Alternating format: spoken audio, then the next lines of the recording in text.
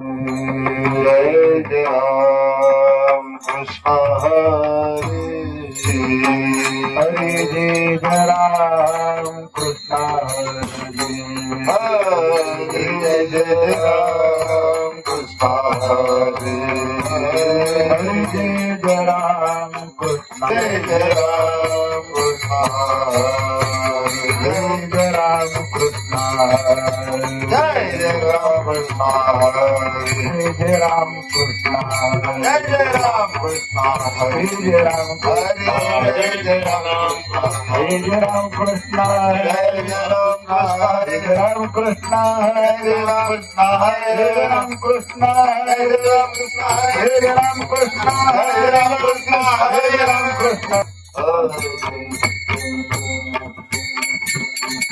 सुंदर ते ध्यान उभे विठवारी सुंदर ते ध्यान उभे विठवारी करकटवरी ठेवनिया करकटवरी ठेवनिया सुंदर ध्यान विठ्ठवरी सुंदर ध्यान उभे विठ्ठवरी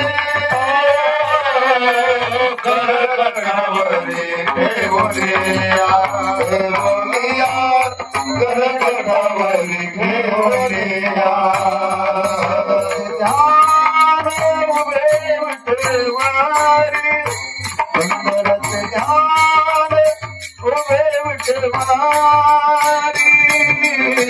करकटावरी ठेवनिया करकटावरी ठेवनिया सुंदर ध्यान विठ्ठवरी सुंदर ध्यान उभे विठ्ठवरी करकटवरी करकटावरी ठेवनिया तुळसहार काचे पितांबर तुळसहार तुळसहार काचे पितांबर तुळसहार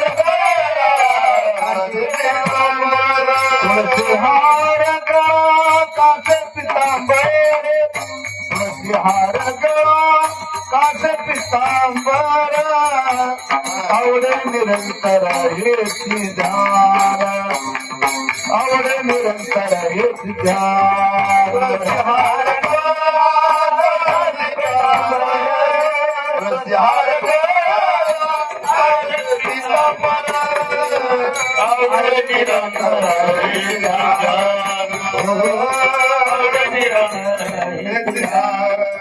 मकर कुंडले पती श्रवणी मकर कुंडले पती श्रवणी कंटिको शुभमणि विराजित कंटिको शुभमणि विराजित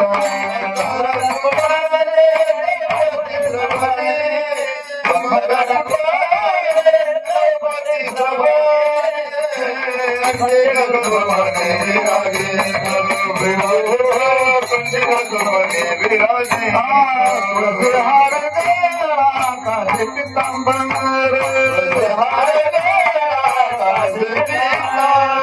तुळसहार काचे पितांबर तुळसहार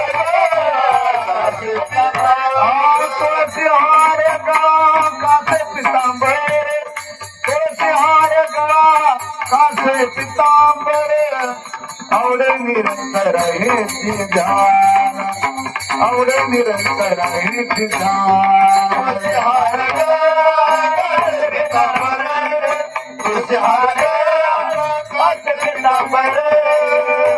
आवडे निरंतर हेची ध्यान आवडे निरंतर हेची ध्यान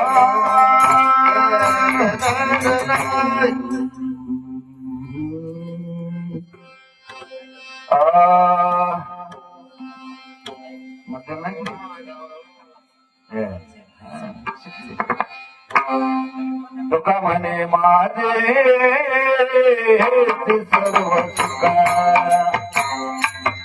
तुका म्हणे माझे सर्व सुखा माझे सर्व तुका म्हणे माझे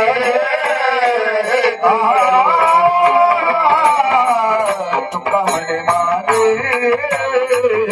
सर्व सुख तुका म्हणे माझे सर्व सुख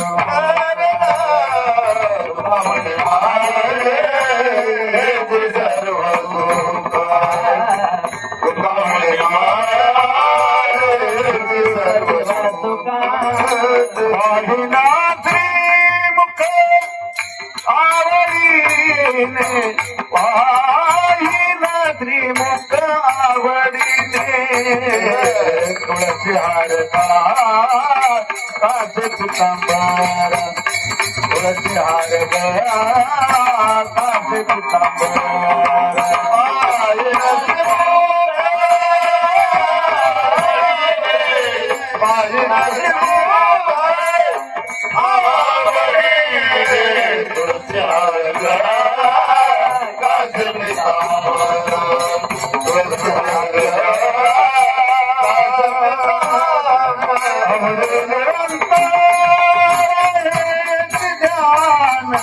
आवडे निरंतर हेती ध्यान तुळशी हार कासे पितांबर तुळशी हार कासे पितांबर आवडली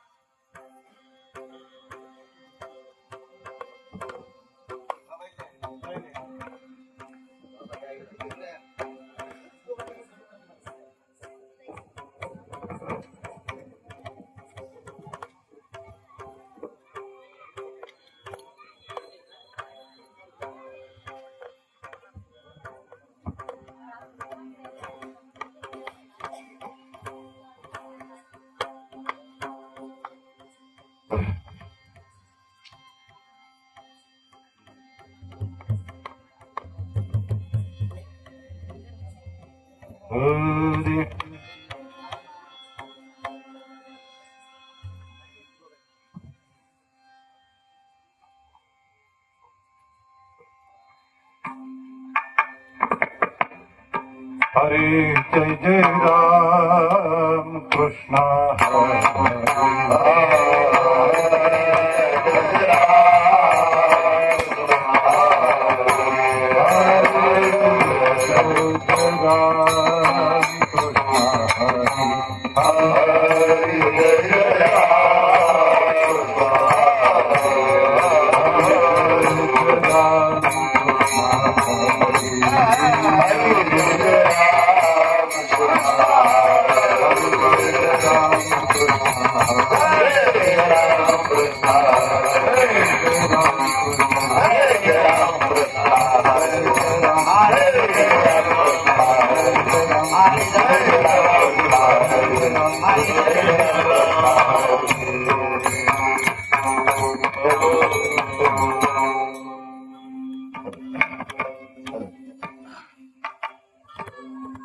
रूप पाहता लोचने लोचने रूप पाहता लोचने रूप पाहता लोचने रूप पाहता लोचने लोचने रूप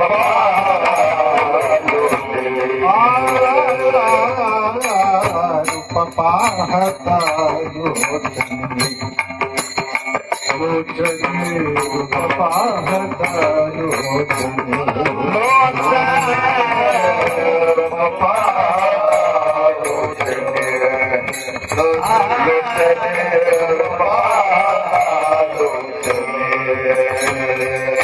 दुःख झाले साधने सुख झाले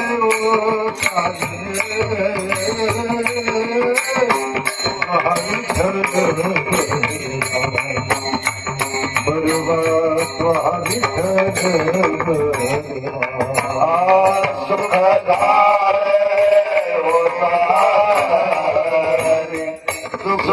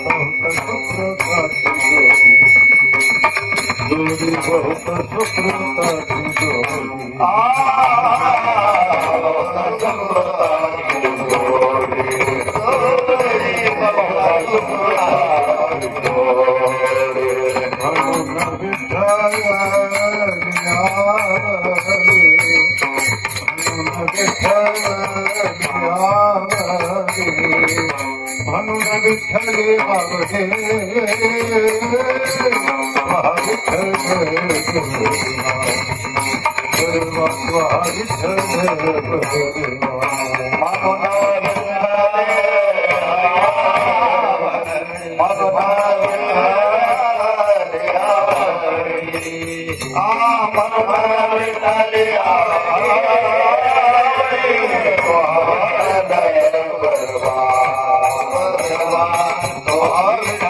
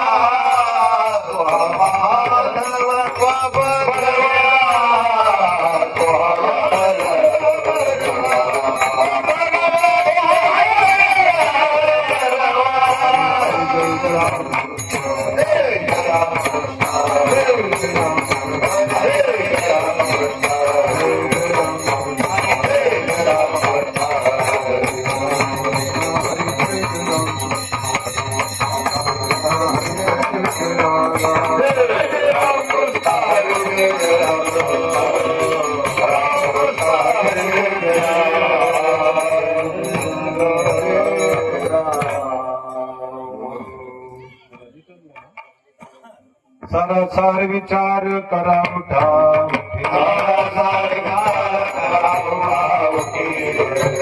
विचार करा उठा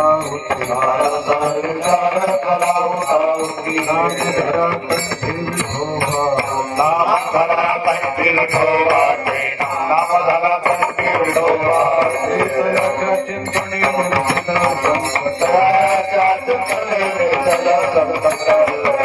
चिंतने निर्षेध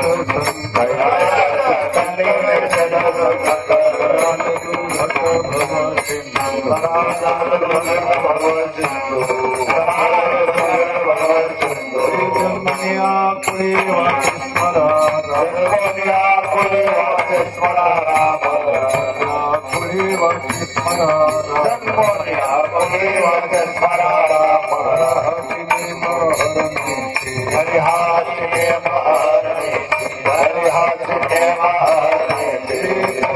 चिंतने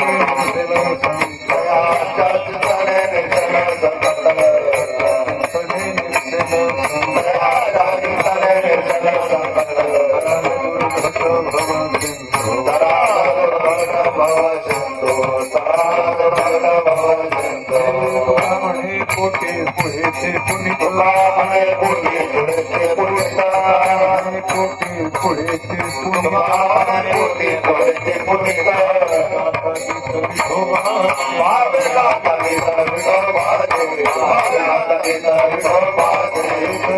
चिंतने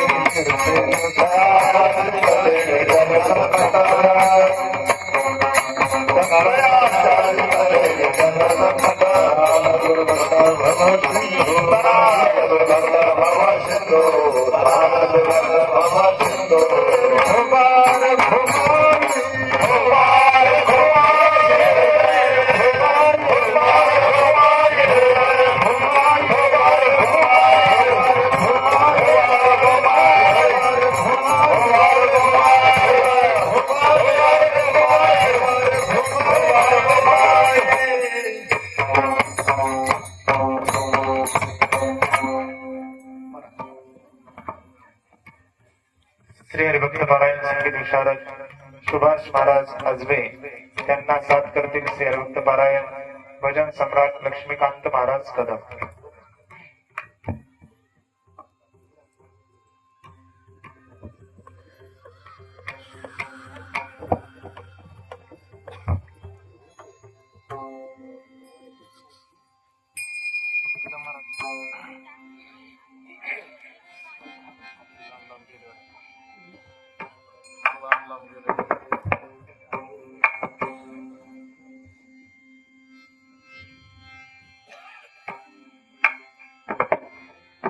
Hello, hello, hello.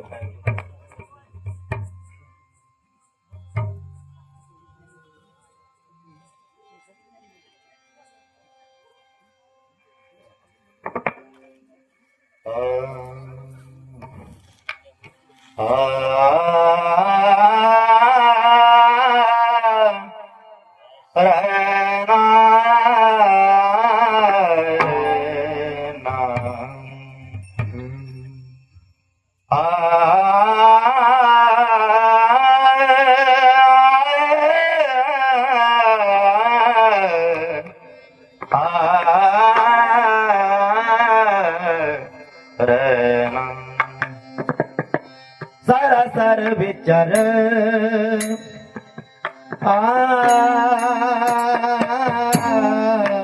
सारा सार विचार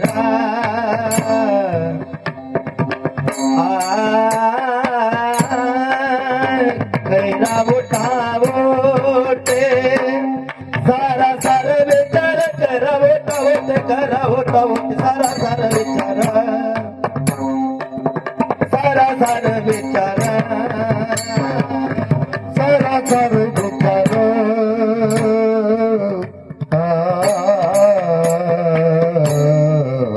सारा सार विचार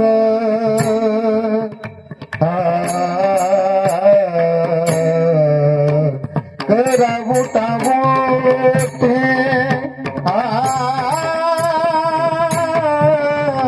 सारा सार विचार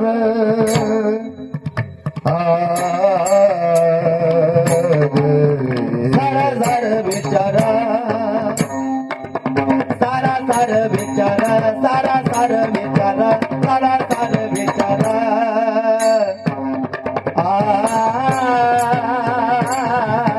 करा उठावोटे करा उठावोटे सारा सार विचार सारा सार विचार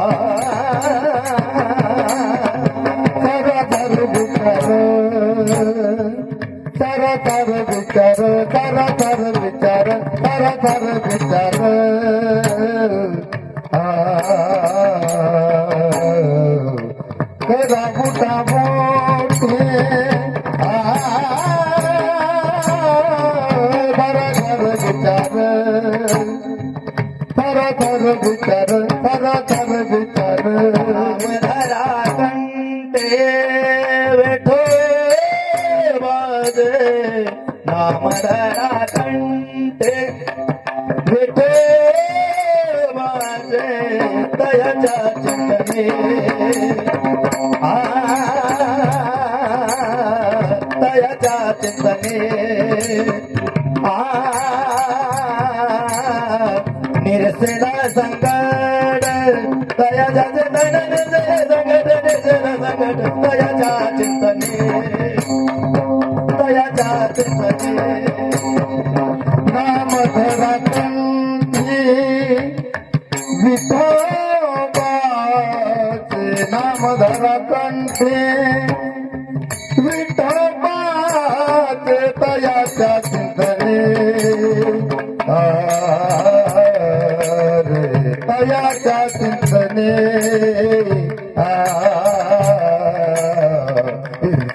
संकट दयाच्या चिंतने निर्जल संकट दयाच्या चिंतने दयाच्या चिंतने दयाच्या चिंतने दुर्गण भवदिंदो भवदिंदो भवदिंदो तराला दुर्घट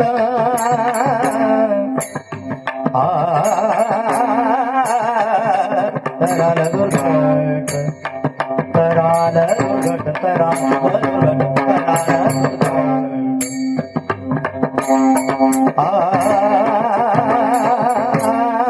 तराला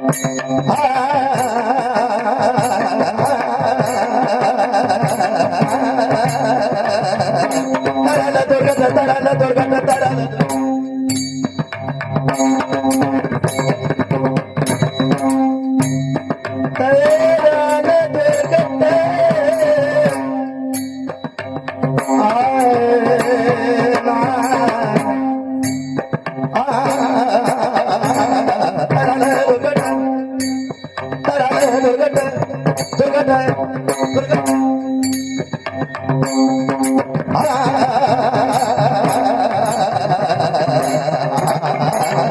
तराल दुर्गट भव सिंधू तराल दुर्गट भव सिंधू तराल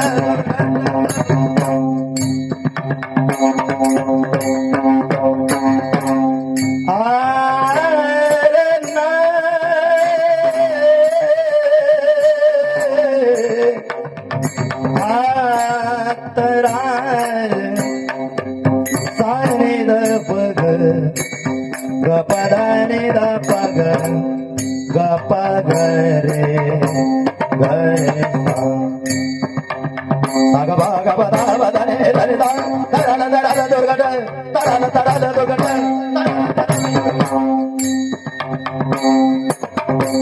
तराल दुर्गट भव सिंधू तराल दुर्गट भव सिंधू तया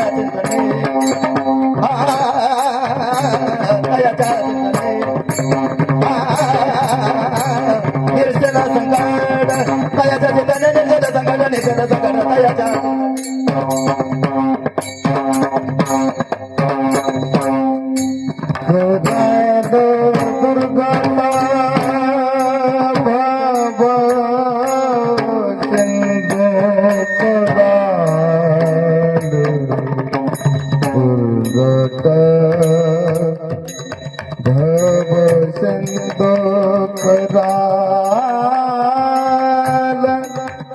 दुर्गट भव सिंधू तराल दुर्गट भव सिंधू तराल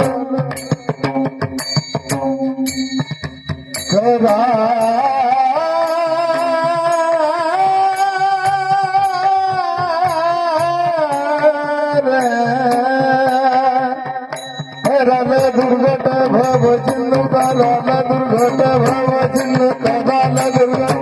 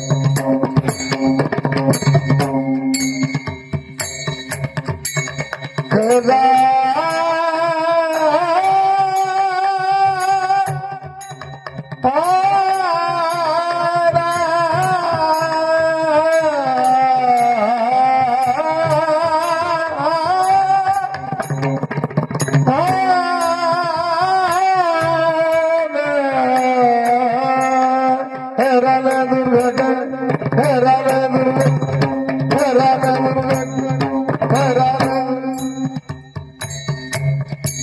तराल दुर्गट भव सिंधू तराल दुर्गट भव सिंधू तयाचा चिंतने तयाचा चिंतने तयाचा चिंतने तयाचा चिंतने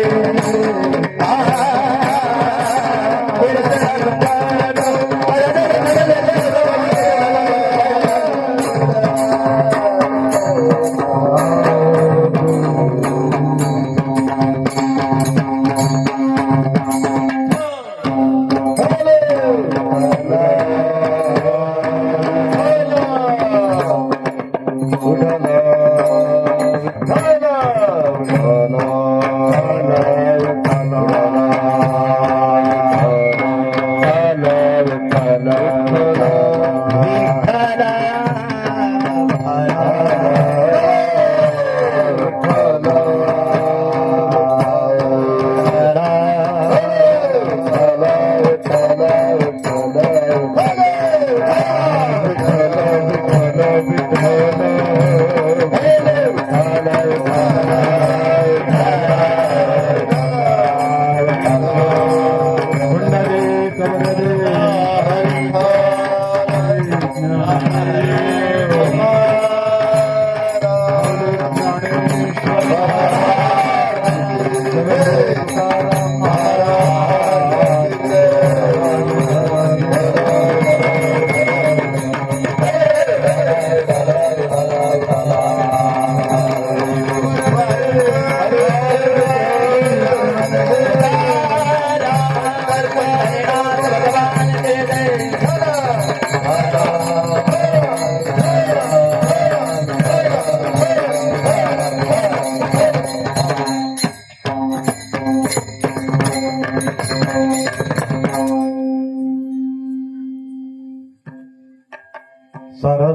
विचार सारासार विचार करा उठा उठी नाम धरा कंठी विठोबाचे तयाच्या चिंतने निरसेल संकट कराल दुर्घट भव सिंधू जन्मोनियात पुढे वाचे स्मरा राम धरा हाची नेम हरणिसे तयाच्या चिंतने निरसेल संकट कराल दुर्घट भव सिंधू तुका म्हणे कोटी कुळीती पुनीत तुका म्हणे कोटी कुळीती पुनीत भावे गाता गीत विठोबाचे तयाच्या चिंतने निरसेल संकट कराल दुर्घट भव सिंधू विठ्ठला विठ्ठला विठ्ठला विठ्ठला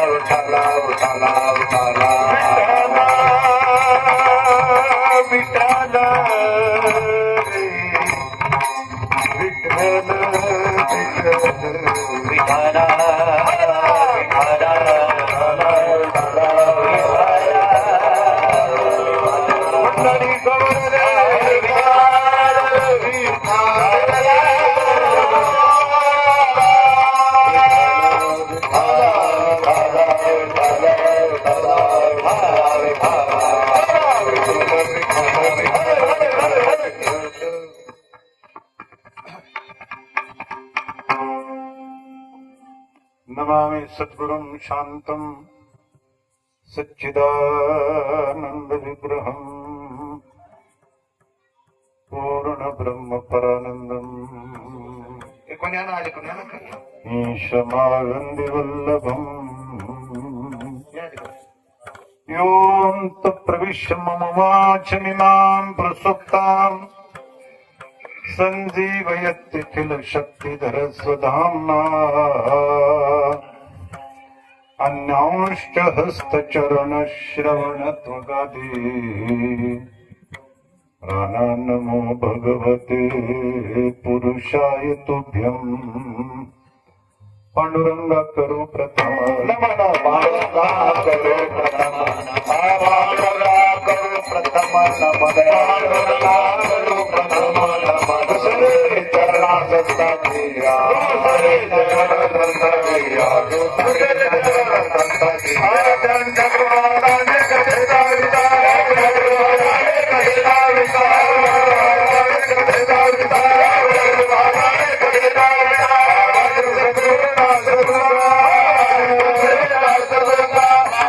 कथा विचार कथा विचार ओम नमो ज्ञानेश्वरा करुणा करत तुमचा अनुग्रह लादलो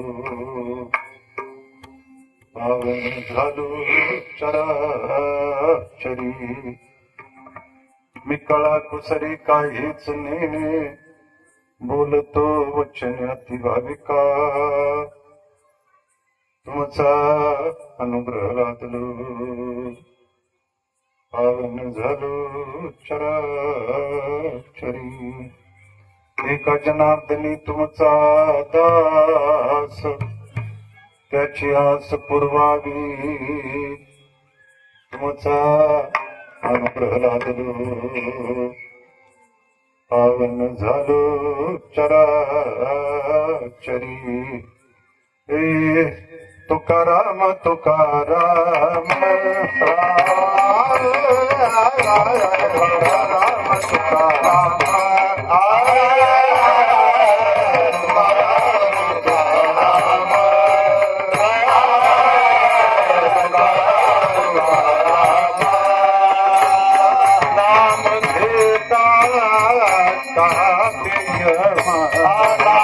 घेता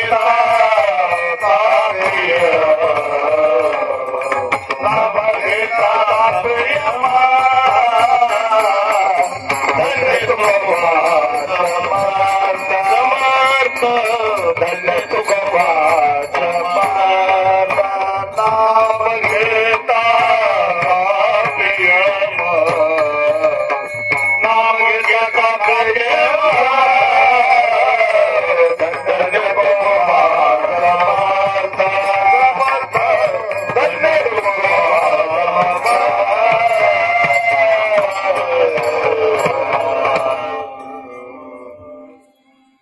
सारासार विचार करा उठा उठी नाम धरा कंठी विठोबाची तयाच्या चिंतने निरसेल संकट तराल दुर्घट भव सिंधू वस्तुस्थळी प्राप्त प्रसंगी काडी वडगाव आणि बरोबर आणि काडी वडगावाच्या अंतर्गत असलेल्या ज्ञानेश्वरी सेवाश्रम या ठिकाणी गुरुनाम गुरु स्वानंद सुखनिवासी जोग महाराज यांच्या पुण्यतिथीच्या निमित्तानं भगवान पांडुरंगरायाच्या कृपेनं संत ज्ञानोबरा तुकोबरा यांच्या कृपाशीर्वादानं परम श्रद्धेय परम आदरणीय परम पूज्य ज्यांच्या ज्ञानेश्वरी कंठस्थ आहे असे आमचे परम मित्र भागवतजी महाराज बादाडे भागवताचार्य रामायणाचार्य सगळे आचार्य त्यांना लागतात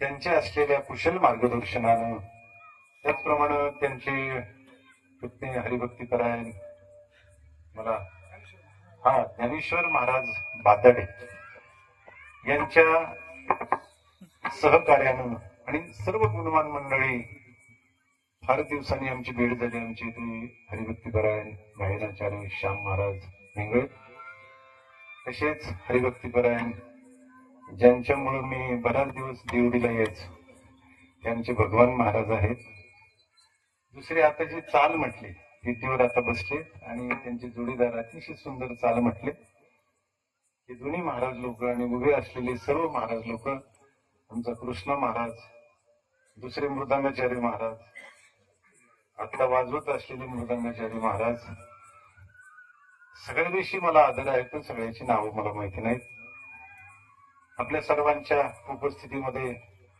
संपन्न होत असलेला हा अखंड हरिनाम सप्ताह ज्ञानेश्वरी पारायण सोहळा आणि त्यातील मला वाटतं 4थ्या दिवसाची सेवा महाराजांच्याच आज्ञेनं ही माझ्या वाट्याला आलेली आहे आपल्या समोर सेवेसाठी निवडलेला अभंग जगदवंदनीय जगमान्य महाराष्ट्र भूषण देहनिवासी श्रीमंत श्री तुकाराम महाराज यांचा चारचरणाचा नाम महात्म्य सांगून त्याचा उपदेश करणारा हा महाराजांचा अभंग आहे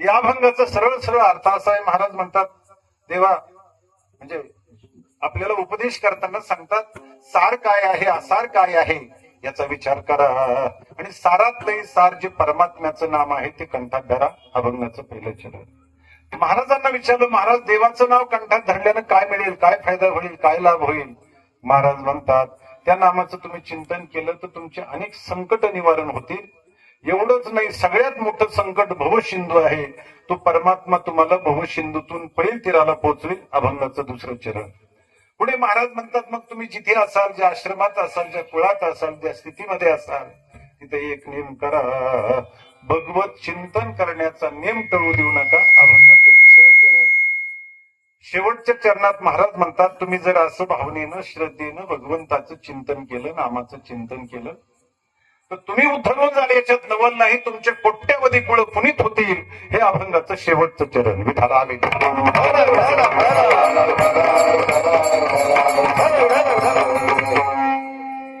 साऊंड सिस्टीम वाल्यांचं नाव घ्यायचं राहिलं, त्याच्यामुळे मधून मधून शिट्टी वाजवती. तुम्ही सुद्धा चांगली साऊंड सिस्टीम लावली, तुम्हालाही धन्यवाद. ऐका, मी अभंगाचा तुम्हाला सरळ सरळ सगळा अर्थ सांगितला. अभंगाचा सगळा अर्थ सांगितला. आता तुम्हाला झोपायला काहीच हरकत नाही. पुन्हा म्हणायला नको बा 2 चरण ऐकले, पाठीमागच्या 2 चरणात डोळा लागला, असं काय घडायला. नाहीतरी तुम्ही झोपणार आहे. ती झोपायची वेळ नाही तरी झोपणार. कीर्तन कधी करा, सकाळी करा, दुपारी करा, 4 वाजता करा, 6 वाजता करा. माणूस कीर्तनात झोपत नाही असं कीर्तन होऊ शकत नाही. उलट ज्याला कुठं झोप येत नसेल त्यानं कीर्तनात यायचं. नाही झोप आली तर आपल्याला विचारा. एक जण म्हटलं माधवा श्रवणी कीर्तन आहे, आपण कीर्तनाला जाऊ. दुसरा म्हटलं तिथं जाऊन काय करू, आपल्याला झोप आवडत नाही ना. यानं सांगितलं झोप तर मलाही आवडत नाही. म्हटलं मग तिथं जाऊन काय करायचं. एक काम करू म्हटलं, आपण दोघंही कीर्तनाला जाऊ. कीर्तनकार महाराजांच्या समोर बसू. म्हटला तुला झोप आली तर मी उठवत जाईल आणि मला आली तर तू उठवत जा. असं पक्क ठरलं. दोघंही आले. कीर्तनकार महाराजांच्या समोर येऊन बसले. कीर्तन रंगात आलं आणि गेले ना दोघंही झोपी. आता कुणी उठवायचं आणि कुणाला उठवायचं प्रश्नच नाही. तसे तुम्ही सगळे जरी झोपलात तरी मी आहे ना तुम्हाला उठवायला.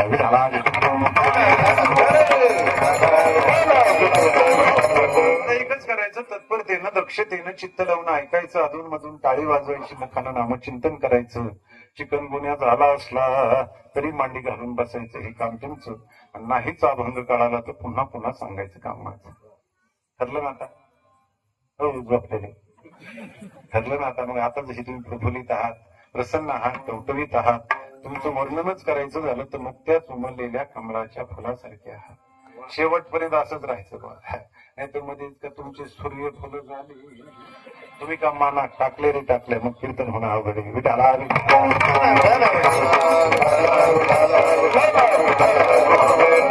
काय एवढे ना अभंगाचा अर्थ झालाय असं नाहीये. अभंगाचं चिंतन करायचं झालं तर प्रत्येक जीव दुःखी आहे.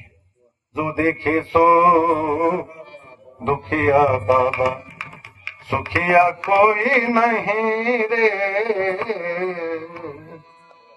जोगी दुखिया जंगम दुखिया, तापसी को दुख दुनारे.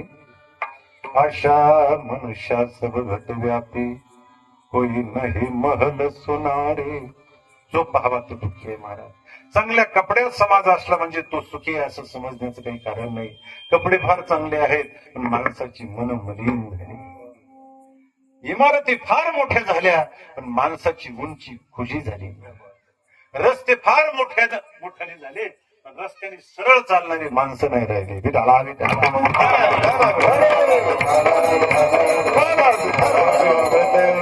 म्हणजे सुखी माणसं दिसतात कपड्यात, चांगल्या चांगल्या घरात दिसतात पण सुखी आहे असं समजण्याचं काही कारण. इच्छा आहे सुखाची पण सुखाची ना अजून आपली काही भेट झालेली. फक्त मिळेल, आज नाही मिळालं उद्या मिळेल. आपल्या कारकिर्दीत नाही मिळालं मुलांच्या मिळेल, मुलांच्या नाही जमलं नातवांच्या जमेल, नातवांच्या नाही जमलं. इथं आता प्रत्येक वर्षी जर कल्पना केली ना, कपाशीत नाही जमलं, कांद्यात जमलं, कांद्यात नाही जमलं, सोयाबीन मध्ये त्याच्यात नाही जमलं, ऊसात जमलं, ऊसात नाही जमलं, निवडणुकीत जमलं. म्हणता म्हणता त्याला इहलोकाचा निरोप घ्यावा लागतो महाराज. पण सुखाची नापी सर्व सुखाची आशा जन्म गेला, सर्व सुखाची आशा जन्म गेला. मुक्तीचा नाही गेला, मुक्तीचा नाही गेला.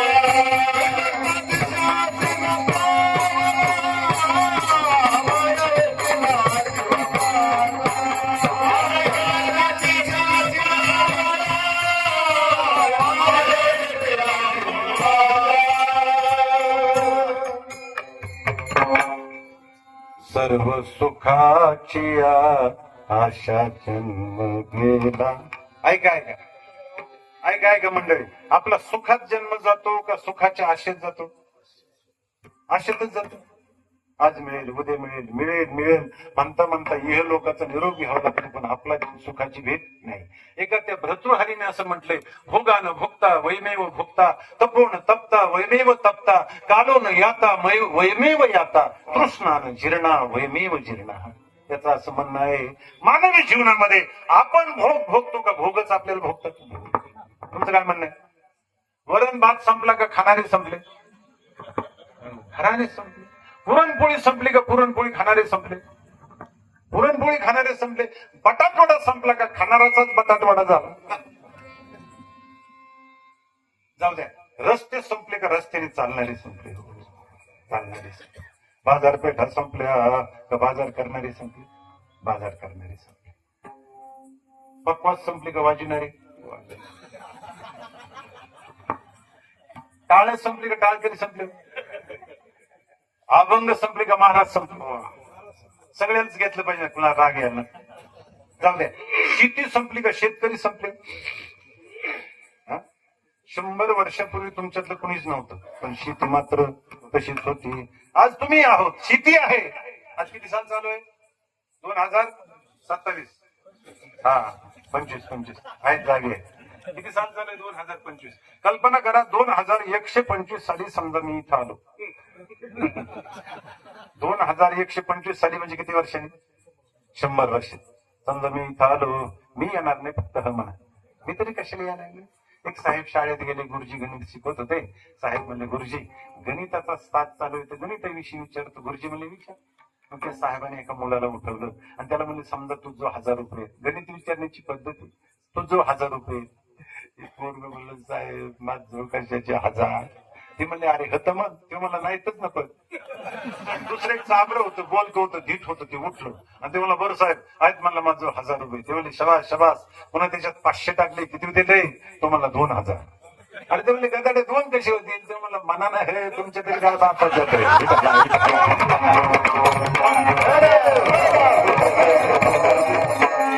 तसं मी येणार नाही, फक्त हा म्हणा. समजा 100 वर्षांनी आलो आणि आज तुम्ही जेवढे कीर्तनाला उपस्थित आहात, तुमच्यापैकी एखाद्याला भेटायचं म्हटलं तर तुमच्यातलं कोणी राहील का? 100 वर्षांनी राहील कोणी तुमच्यातलं? म्हणजे तुम्ही जावात अशी माझी इच्छा नाही, घेवा शपथ नाही. पण तुमच्यातलं एकही राहणार नाही, कारण सृष्टीचा नियम हे महाराज.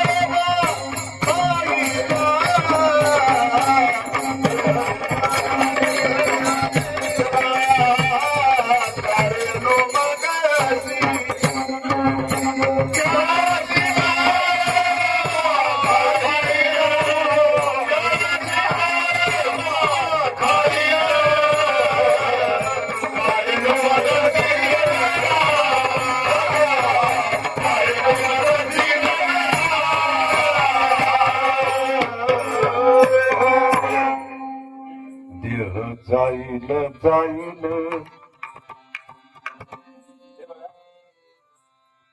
या भागातले टाळकरी परभणी आणि बीड जिल्ह्यात, म्हणजे बीड पासून इकडे आमच्याकडे नाही, पण इकडे खालची सगळ्या महाराष्ट्रात प्रसिद्ध आहे. महाराष्ट्रात म्हणण्यापेक्षा सगळ्या महाराष्ट्राला टाळकरी पुरवणारे 1-2-3 जिल्हे आहेत. सगळे टाळकरी, मुंबई असो, पुणे असो, फार गुणवान टाळकरी. पण आता काय आहे, तुमचा माझा काही रोजचा परिचय. आता हे जे त्याच्यातलेच आहेत, त्याच्यामुळे काय नाही. पण जे नवीन उभा राहिलेत ना, तुम्हाला माझी विनंती आहे, माझे प्रमाण तुमच्या पाठ असतील असं काही नाही, आणि ते असावेत माझा आग्रह पण नाही.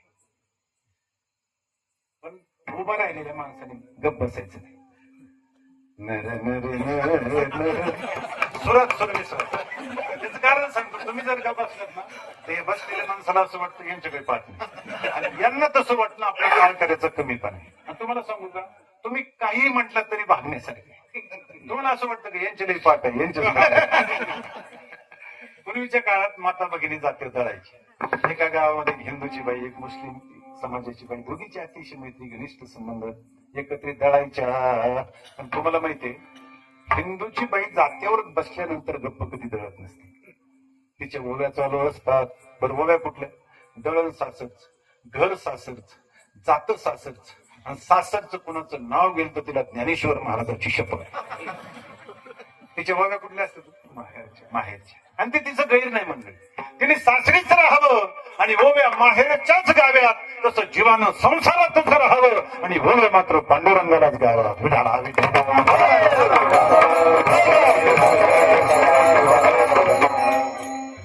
मूळ मुद्द्यावर या.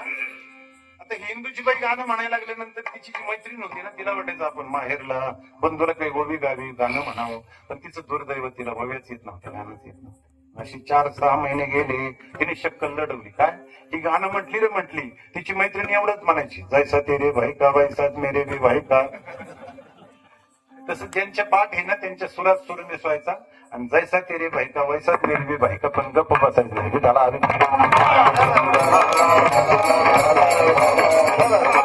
विषय चालू होता. देह जाईल जाईल असे काळोबा खाईल, अंतवंत मे देहा नित्य शोक्ता शरीरिनः अनाशनो प्रमेयस्य तस्मादि देस्व भारत.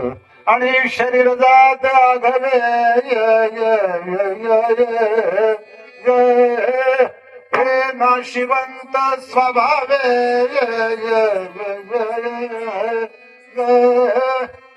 म्हणून त्वा झुंजावे पंडू कुमारा शरीर जायाचे ठेवे. तुकोबरा सांगतात, अरे नाशिवंत देह जाणव सकार, नाशिवंत देह जाणार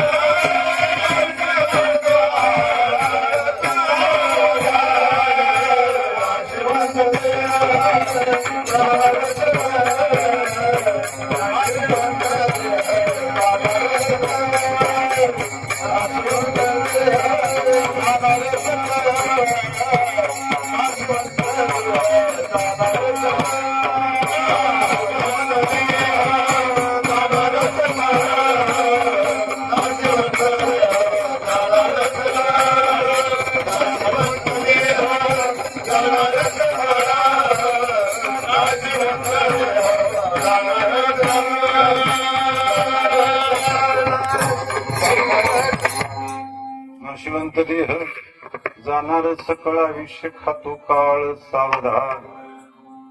100 वर्षांनी आपल्यातलं कोणीच राहणार. मी एका गावात सांगितलं 100 वर्षांनी या गावातलं कोणीच राहायचं नाही. लोक जरा गंभीर झाली आणि एक बाई हसायला लागल्या. म्हणलं बाई तुम्ही का हसता? ती म्हणली मी या गावची नाही. आता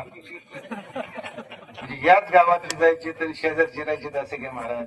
100 वर्षांनी आपल्या काडीवड गावातलं कोणी राहायचं नाही. तालुका माजलगाव आहे का वडोणी, वडोणी तालुक्यातलं कोणी राहायचं नाही. बीड जिल्ह्यातलं राहायचं नाही. आता असणारे महाराष्ट्रात जेवढी माणसं आहेत त्याच्यात एकही राहणार नाही. महाराष्ट्रातलं सोडा हिंदुस्थानातले राहायचे नाहीत. हिंदुस्थानातली सोडा आता जगात जेवढी माणसं आहेत त्याच्यात एकही राहणार नाही. येते नाही मोरे आले अवतार, येते नाही मोरे आले अवतार, येते नाही मोरे आले अवतार, येते नाही मोरे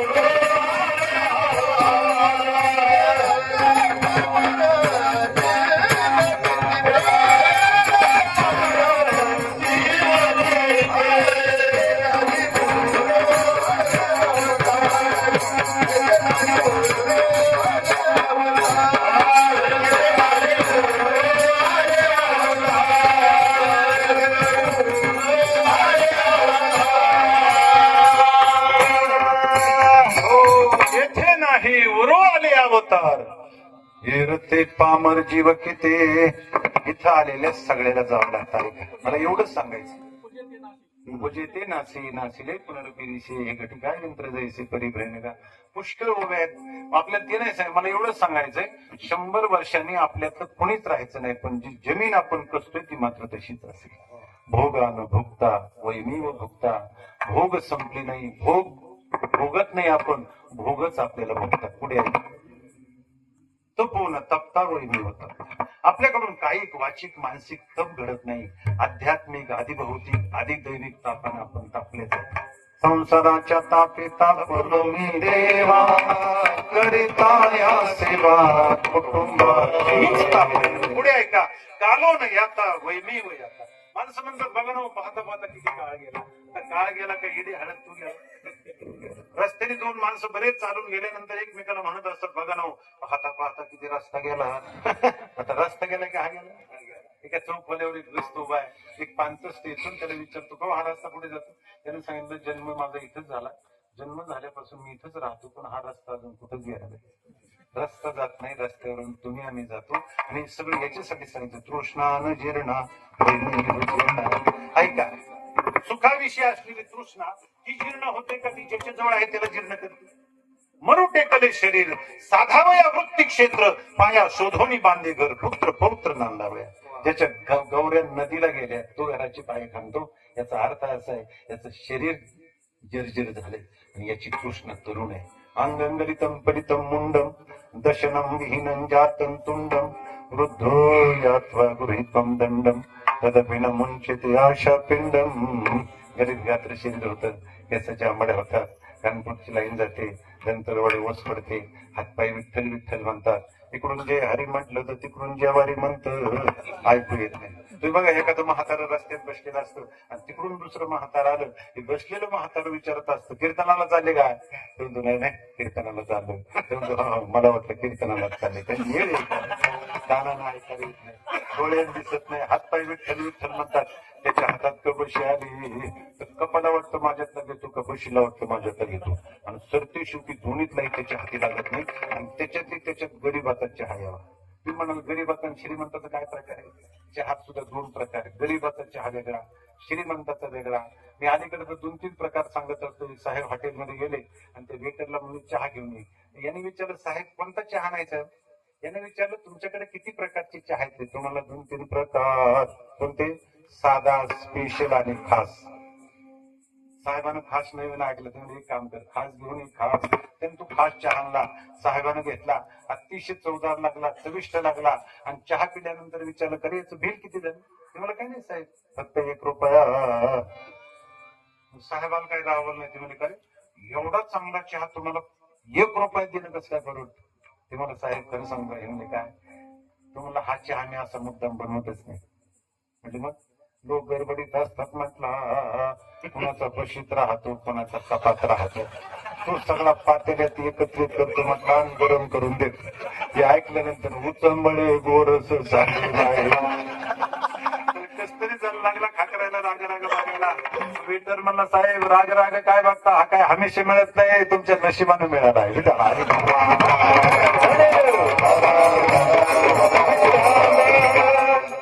गरीबाचा चहा वेगळा, श्रीमंताचा वेगळा. गरीबाचा चहा असतो कपई भरलेला, बशी भरलेली, येणाऱ्या माणसापर्यंत नेऊन पोहोचतं कसा करावा हा प्रश्न. आणि तो चहा पिल्यानंतर काही किटली तांबे घेऊन हजरच असते. आणखी थोडा घ्या ना. गरीबाचा चहा. श्रीमंताचा असा असतो नाही नाही नाही बशीत वनवाशी त्याच्यात दुष्काळ. पण कपात सुद्धा टाचा वर करून बघावं लागतं चहा कुठे आहे. विठाला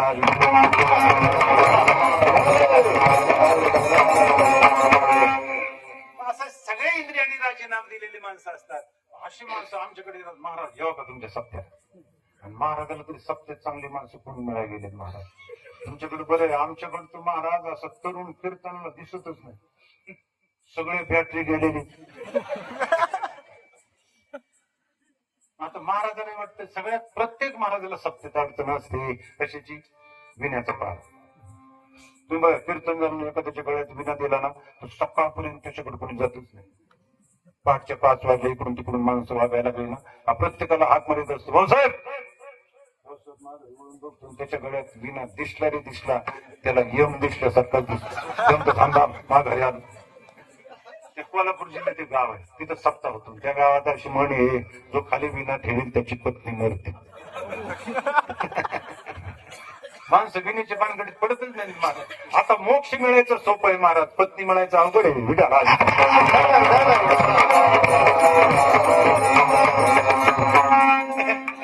आमच्या पाहण्यात 25 वर्षाच्या पाठीमागे गेलं ना, नवरदेवाच्या बापाचा काय थाटा असायचा राव.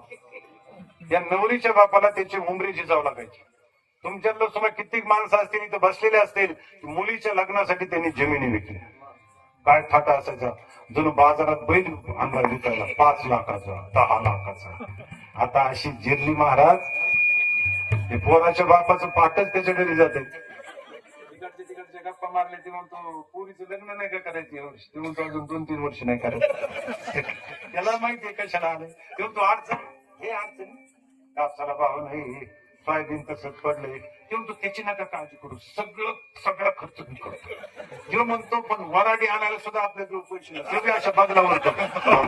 ते म्हणतो ते सुद्धा मी करतो, कोणाला म्हणू नका. विठाला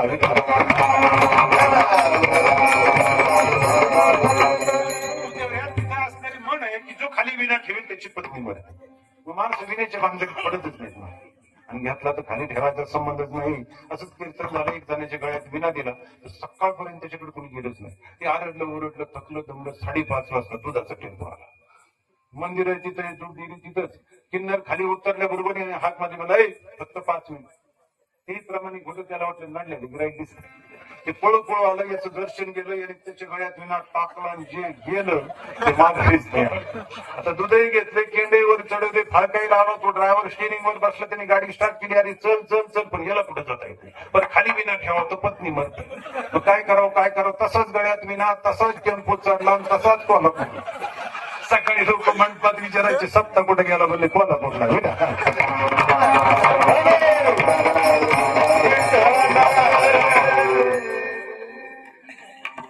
मला तुम्हाला हे सांगायचं, शरीर जर्जर मज नाही हात पाय पडली नाही, बधीर झाले वाचा बोले बोबड, नाक मुख गळू लागले लाळ आणि श्वानापरी गती झाली. शेवट काय होते मी नाही म्हणत. तुकाराम महाराज म्हणतात माणसाची स्थिती कुत्र्यासारखी होती. मला तुम्ही म्हणला तर रागी, तुकोबा राहायला काय रागवणार. श्वानापरी गती झाली. 1 नंबरनी कमाव नाही तर 2 नंबरनी कमाव. मग खरं कॉपऱ्यात बसलेला असत आणि मग सून म्हणते पेंट्या ग बस, नाही तर ती कॉपऱ्यात बसलेली भोकाडी 50 एकरची भोकाडी. विठाला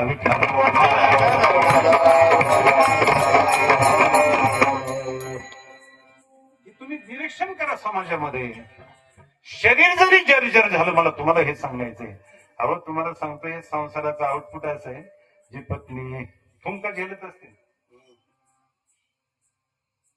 तुम्ही नवीन लग्न झालेल्या एखाद्या मुलीला नाव घ्या ना, नसलेले रावसाहेब, भाऊसाहेब, पाटील, आमके तमकेराव आणि 80 वर्षाचे म्हातारं झाल्या. बैल म्हणे खर, बैल म्हणे खर, मरता मेले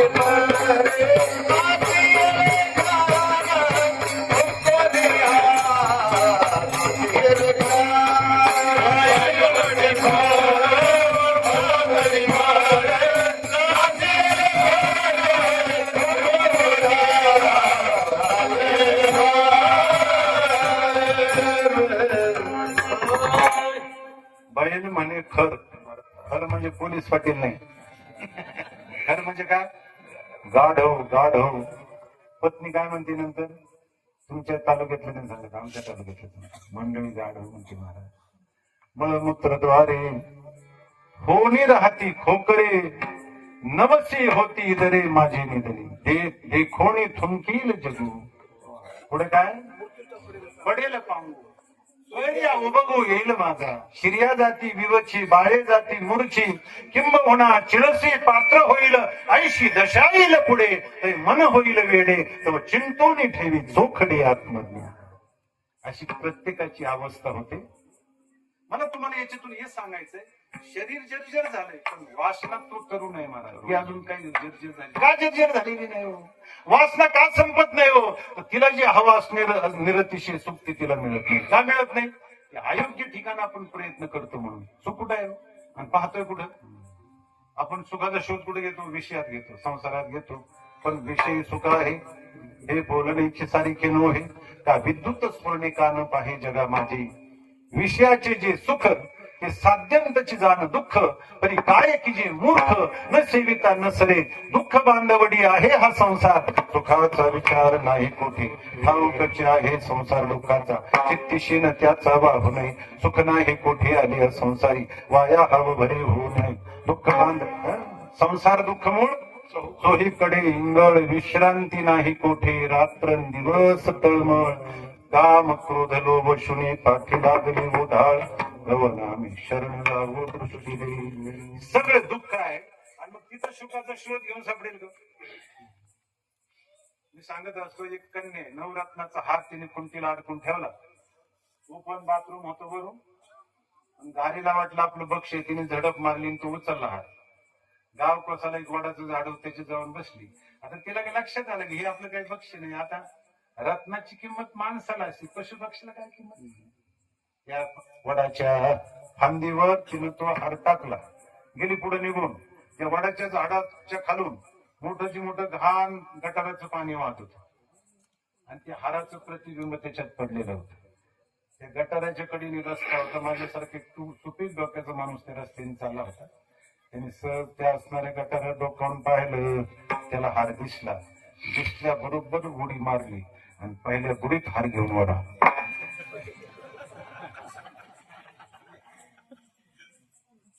त्याला हार सापडेल. किती पुढे घातले म्हणजे हार सापडेल?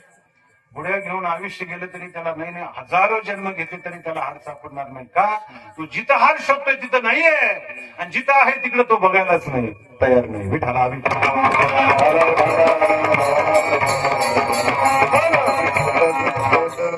संसारात आभासवाद्याच्या दृष्टीने सुखाचा आभास आहे आणि अवच्छेदकवादीच्या दृष्टीने थोडस सुख आहे. सुख पाहता जवा पाडी, दुःख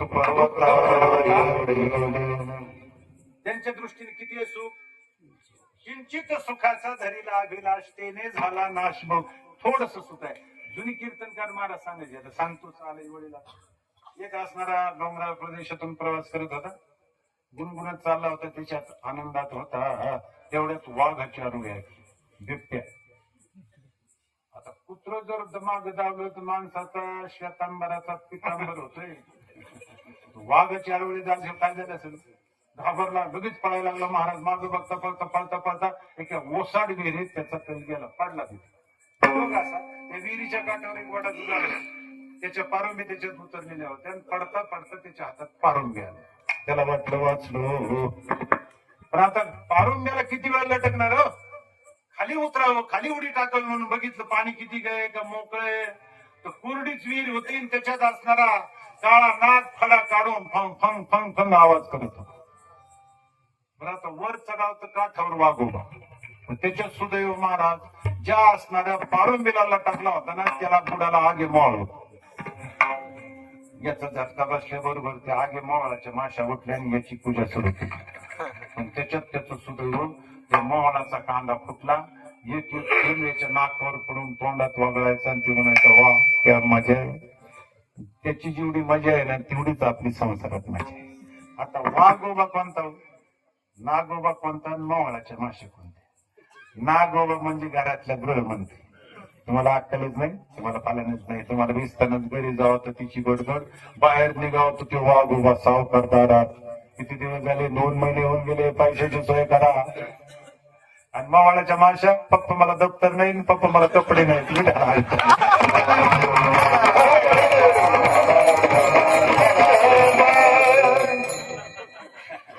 मला सांगायचंय सुख नाहीये संसारामध्ये. आपण सुख आहे का? जे मिळतंय त्याला सुख म्हणतो.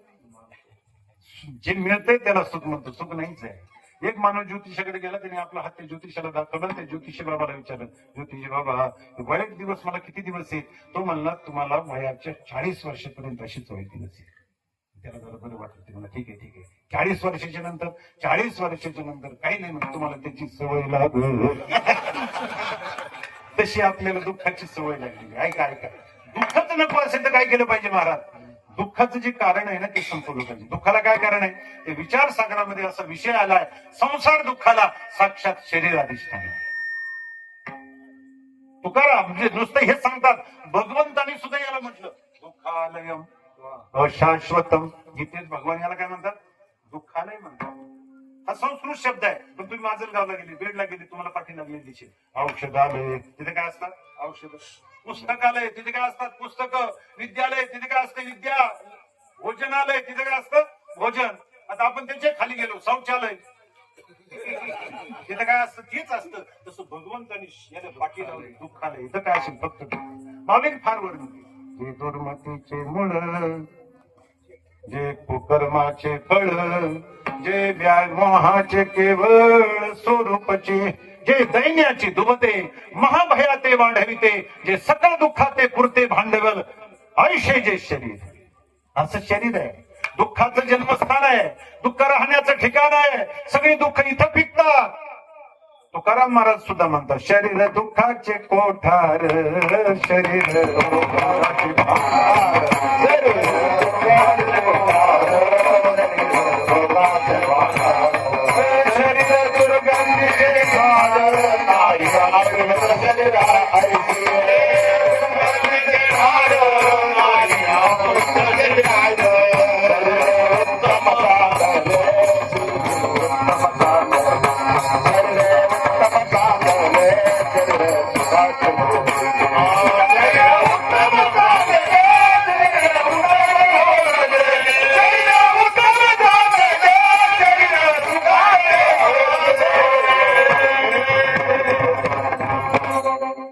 तुमच्या आवाजाचा उपयोग केला म्हणजे जरा बरं वाटत.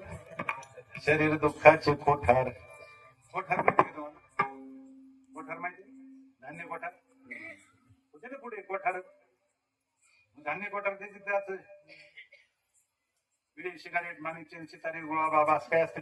तिथे काय असतं? जसं धान्य असतं तसं तुकोबा याला दुःख कोठार म्हणतात. तिथे काय असेल? फक्त दुःख असेल. मला सांगा, आपल्याला दुःखच नको असेल तर शरीरच मिळता कामा नये, अशरीरी स्थिती प्राप्त झाली पाहिजे. ऐक आता, मग जर दुःख नको असेल तर शरीर मिळता कामा नये. आता शरीरच मिळू नये असं वाटत असेल तर काय केलं पाहिजे? शरीराचं कारण संपवलं पाहिजे. शरीर कशामुळे मिळतं?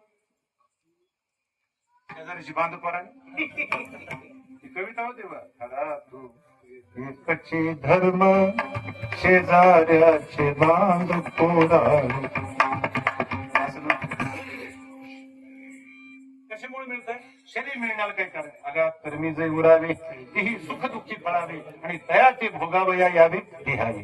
केले कर्म झाले त्याचे भोगावे, केले कर्म झाले त्याचे भोगावे, केले कर्म झाले त्याचे भोगावे, केले कर्म झाले त्याचे भोगावे.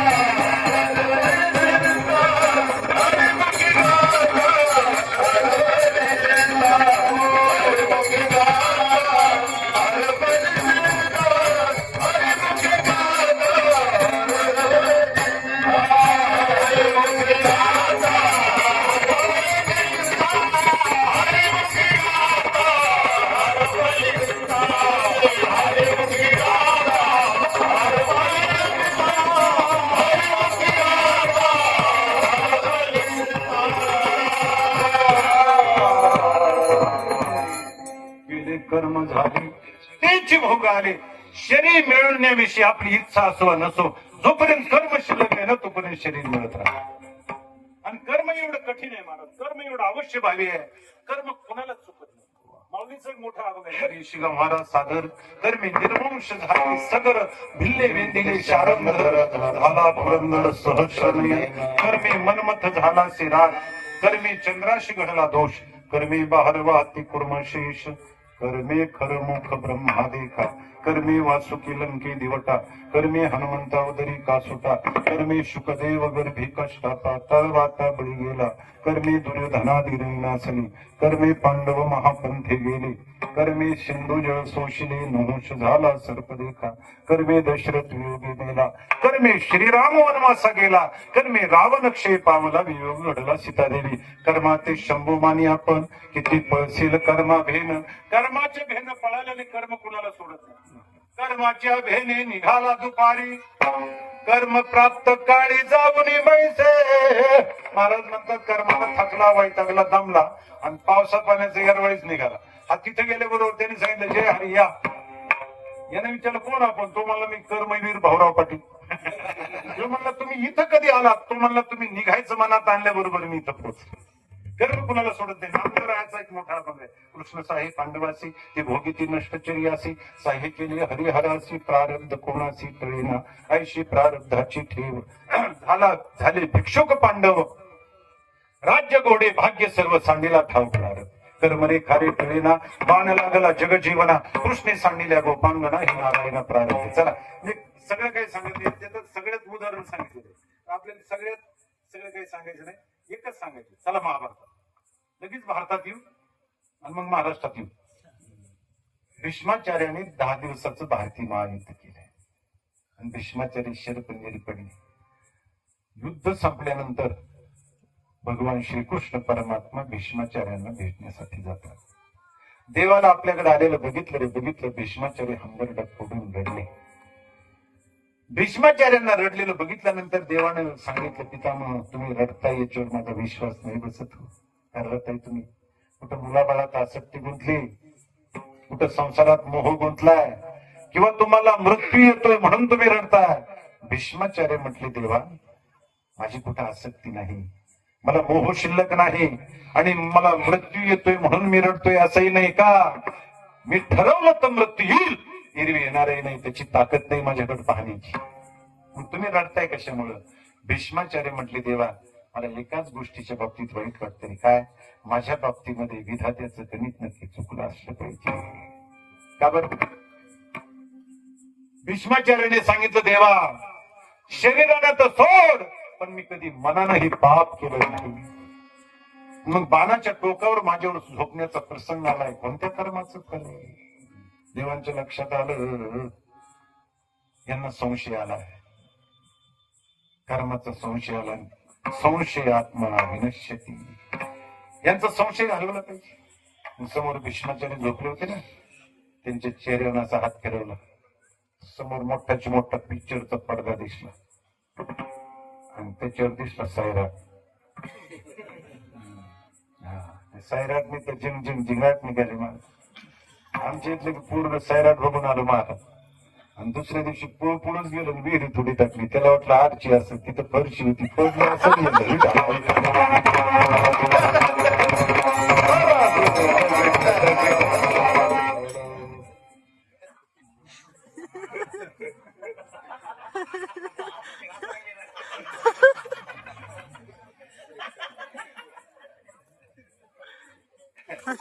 चला तरुण राजकुमार दिसले, सैराट नाही दिसले, तरुण राजकुमार दिसले आहे का. घोड्यावर बसले, शिकारीला निघाले. रस्त्यात जाताना सरड्या का तुम्ही सरड्या, ते सरड्याला बघितलं, घोड्यावर खाली उडी मारली, आपल्या भातातून बाण काढला, 2 फटके सरड्याला मारले. सरड्याचा जीव किती अर्धा मेलेला झाला, तडफड करू लागला. आणि यांना तारुण्याचा मध होता, त्याची काही दया आली नाही. बाणाच्या टोकाने सरड्या उचलला. त्या तुमच्या आपल्याकडे काय लिवडण म्हणतात का, अशी जाती असतात खाली खाना, काय म्हणतात लिवडणाची काठी, विषारी काठी असतात, काठी बरीच असतात. त्या चिमुक काठी असतात, सराटे असतात, सोयाबाबळीचे, लिवडांची. चिमुक काठी अशी असतात महाराज, ती दिसत नाहीत पण फार चालतात. तुमच्याकडे नसते ते, आमच्याकडे गावागावात चिमुक काटे. ते सराटेचं असं आहे महाराज, त्याला कसंही टाका त्याचा एक टाका वरच. तशी काही समाजात माणसं असतात, त्यांना कसंही सांभाळा त्यांचा एक टाका वरच. तसं निवड आणल्याची फार विषय आग असते त्याला, त्याच्यावरती सारड्या टाकला, तडफड तडफड केलं, 40 पट जिवंत राहिला, सरडे मरून गेला. एवढं दृश्य दाखवल्यानंतर भीष्माचार्यांच्या चेहऱ्यावरचा पडदा हटवला आणि विचारलं, ते राजकुमार बघितले? म्हणले हो ते. मग राजकुमार तुम्हीच, शिकारीला गेले तुम्हीच. क्षत्रियानं शिकार करावी, पण कशाची करावी यालाही नेहमी. पंच नव्हता, भक्ष वाघ नव्हता, सिंह नव्हता, हत्ती नव्हता, साधा हरिण सुद्धा नव्हता, तरी तुम्ही त्याला मारला. आणि अर्धा मेलेला झाल्यानंतर उचलून त्या निवडांगाच्या काठीवर टाकलं ना, त्या कर्माचं फल म्हणून तुम्हाला बाणाच्या टोकावर झोपवला. भीष्माचार्य म्हटले, पण देवा तू 40 पळ जिवंत राहिला, मी 40 दिवस का? देवानं सांगितलं, मग व्याज नाही का वाढलं? पूर्वजन्मी पाप केले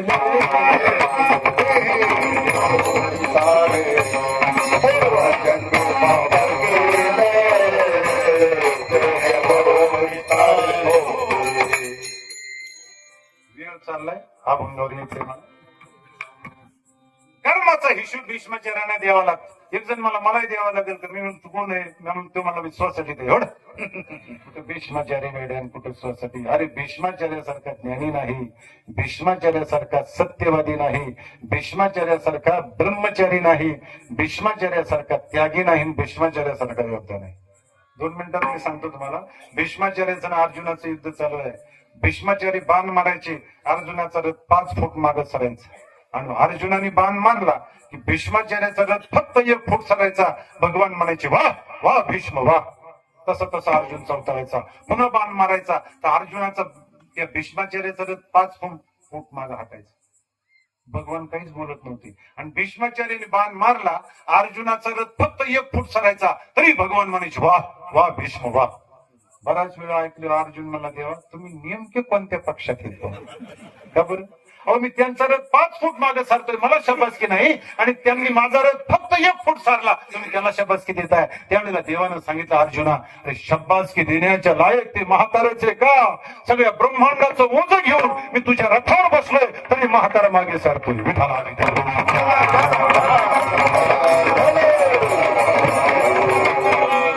हे शौर्य आहे मला.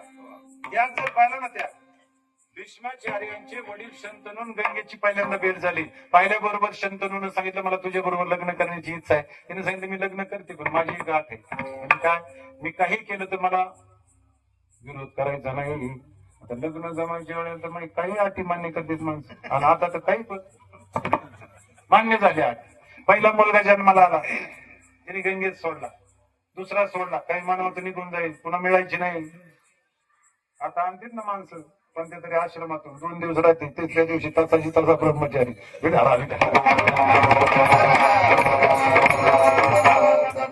अवघड झाले महाराज, काय सांगा तुम्ही.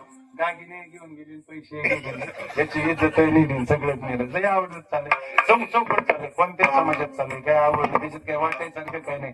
चला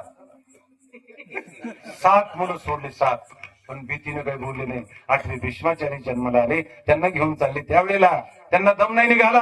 शंतनूनं सांगितलं, हे कायदाश्री तू आहेस तरी कोण? हे कृत्य मी तुला करू देणार नाही. तो मुलगा असणारा, मग तिने त्यांच्या जवळ दिला. बस तुमचा माझा संबंध संपला. ते निघून गेले स्वर्गात. भीष्माचार्य वयात आले, लग्न करण्याचं भीष्माचार्याचं वय झालं, आणि म्हाताऱ्याला शंतनूला लग्न करण्याची इच्छा झाली. जी मुलगी बघितली ना, तिच्या बापानं सांगितलं, मी माझी मुलगी तुम्हाला देऊ शकत नाही. का? तुम्हाला पहिल्या पत्नीपासून एक मुलगा आहे, तो राज्याचा वारसदार होईल, आणि माझ्या मुलीला जे मुलं होती जन्मभर त्यांना दास्यत्व करावं लागेल, म्हणून नाही देत. नाही विलाच झाला मला. तो काय आताचा राजा ना, आता तर म्हणला असं झाले 2-4 जण आणि उचलून. आताच वेगळं. कशात मन लागेल महाराज?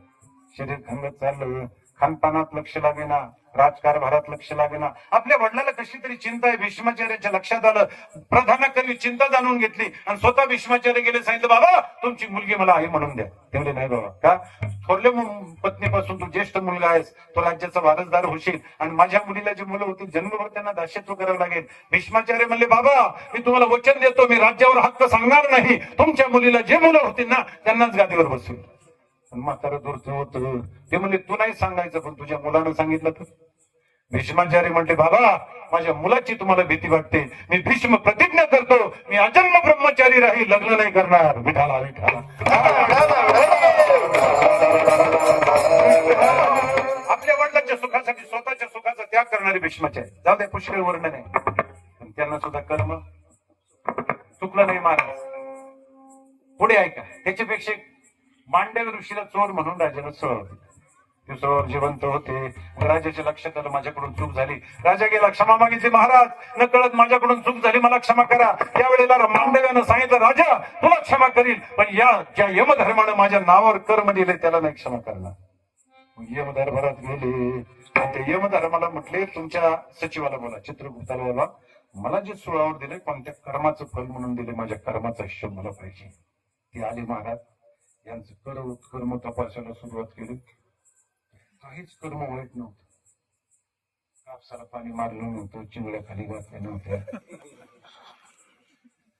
पाणी टाकलं नव्हतं, गिऱ्या घातला नव्हता, काही नव्हतं. पण कर्म त्यांचं म्हातारपणाकडून वृद्ध अवस्थेकडे शोधित गेले ना, बाल्य अवस्थेकडे शोधित गेले ना, तर लहान वयात एक छोटस कर्म सापडलं. न जाणून अज्ञानपणामध्ये एका भंगेला काडी टोचली होती, त्याचं कर्म तयार झालं, त्याचं फल म्हणून मांडव्यासारख्या तपस्याला सोयावर जावं लागलं. ऐकलं सगळ्यांनी? पुन्हा ऐका. सर खेळता खेळता न जाणून अज्ञानपणामध्ये खिडक्याला काडी टोचली, त्याचं कर्म तयार झालं, त्याचं फल म्हणून मांडव्यासारख्या तपस्याला सोयावर जावं लागलं. ऐकलं सगळ्यांनी? पुन्हा एकदा. सर खेळता खेळता न जाणून अज्ञानपणामध्ये खिडक्याला काडी टोचली, त्याचं कर्म तयार झालं, त्याचं फल म्हणून मांडव्यासारख्या तपस्याला सोयावर जावं लागलं. ऐकलं सगळ्यांनी? पुन्हा एकदा ऐक. आता मी पुन्हा पुन्हा कशासाठी सांगत असेल तुमच्या लक्षात आलं बा. सहज खेळता खेळता न जाणून अज्ञानपणामध्ये खिडक्याला काडी टोचली, त्याचं कर्म तयार झालं, त्याचं फल म्हणून मांडव्यासारख्या तपस्याला सोळावर जावं लागलं. आपला विचार करा ना बुवा, आपण तर एक रविवार दिला सोडत नाही, आणतोय, कापतोय, शिजवतोय, वरपतो, आपल्याला कुठं जावं लागलं? करा ना विचार. राहा विठाला विठाला.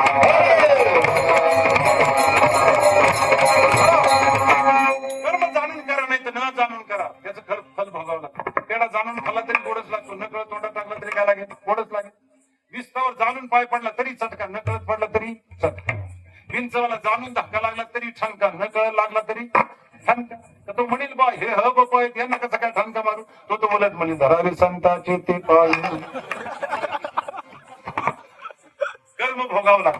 मग गिहच नको असेल तर कर्म समाप्त केलं पाहिजे. आता कर्म समाप्त व्हावं असं वाटत असेल तर कर्म वाईट नाही, राग द्वेषयुक्त अंतःकरणानं केलेली क्रिया वाईट.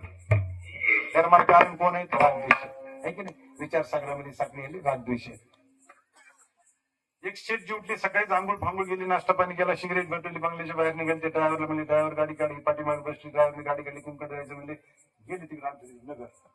दिवसभराचं काय काम होतं ते गेले, माघार निघाले. इकडे येताना एक चांगली चौक आहे, तिथे चांगली चौकात आले तर आंब्याचा सीझन होता. आंबे कमी आल्यामुळे महाग जास्त होते.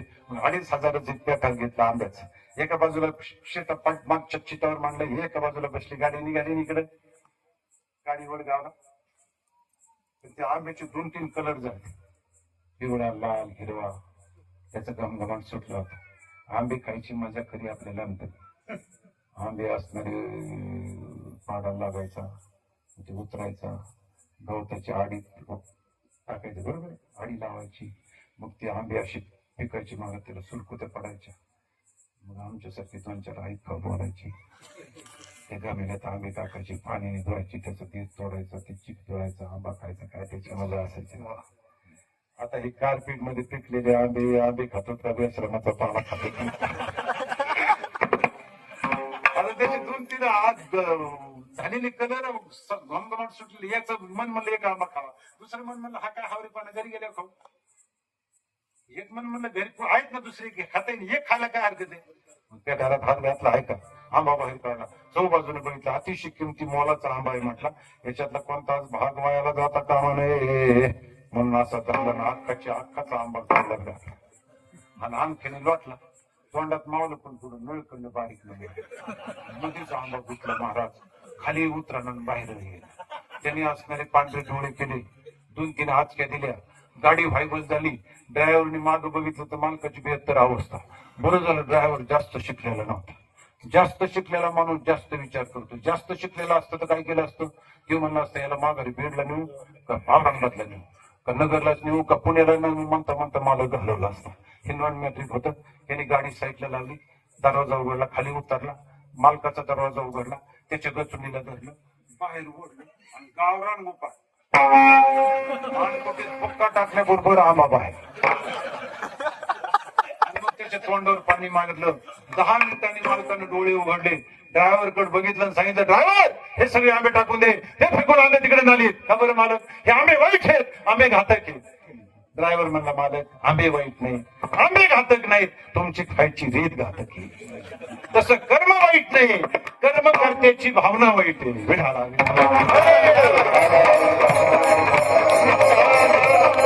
कर्माला कारण राग द्वेष आहे, ते राग द्वेष संपायचं मग कर्म आपोआप संपेल. राग द्वेषाला कारण अनुकूलता प्रतिकूलता आहे. कुणीतरी अनुकूल वाटतो म्हणून त्याच्याविषयी राग, आणि कुणीतरी प्रतिकूल वाटतो म्हणून त्याच्याविषयी द्वेष निर्माण होतो. अनुकूलता प्रतिकूलता केली पाहिजे. अनुकूलता प्रतिकूलता जावी, त्या सगळ्या अनुकूलता प्रतिकूलतेला कारण भेद आहे. तुम्ही वेगळे, मी वेगळे, हे वेगळे, जो असं जोपर्यंत वाटतंय तोपर्यंत कुणीतरी अनुकूल वाटतो, कुणीतरी प्रतिकूल वाटतो, म्हणून जगातला भेद गेला पाहिजे. आणि भेद जावा असं वाटत असेल तर भेदाला कारण आहे जगात अज्ञान आहे. अज्ञानामुळे भेद आहे. अज्ञानाचं कार्य भेद आहे. अज्ञान घालवलं पाहिजे. आणि अज्ञान घालवायचं असेल तर अज्ञानाची विरोधी काय? ज्ञान आहे. अंधकाराच्या विरुद्ध जसा प्रकाश आहे तसं अज्ञानाच्या विरुद्ध ज्ञान आहे. ते ज्ञान प्राप्त केलं पाहिजे. आणि ज्ञान प्राप्त व्हावं असं वाटत असेल ना, त्याचा उपाय महाराज अभंगाच्या प्रथम सारासार विचार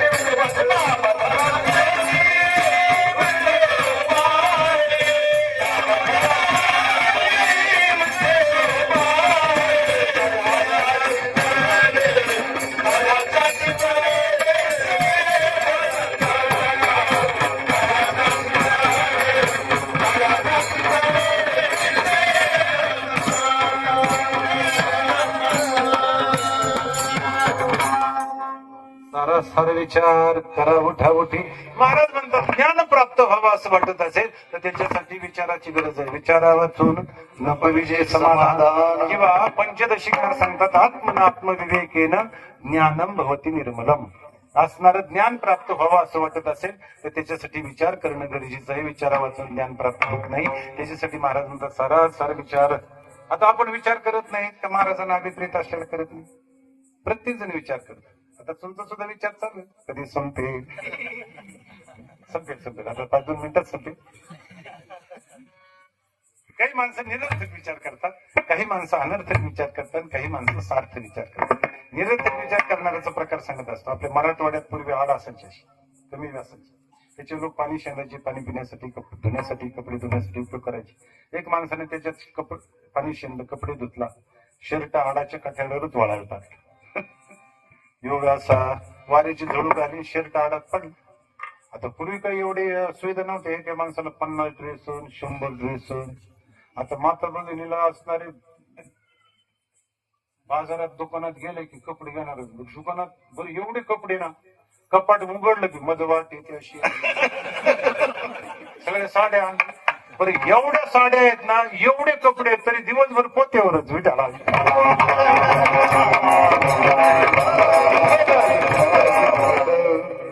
जानने वाले को इशारा काफी होता है. चला आता तर तुम्हाला सांगतो, एवढे कपडे काही माणसाला दुर्दैवाने काही झालं ना तर त्याला सरपणाची सुद्धा गरज नाही, कपड्यावर काम मागे इतके कपडे. पूर्वी आमचे आजोबा सांगायचे, चौघ होते ना म्हणले, आमच्या चौकात एकच शर्ट असायचं, ज्याला गावाला जायचं त्यांनी घालायचं दिवसभर बंडीवर.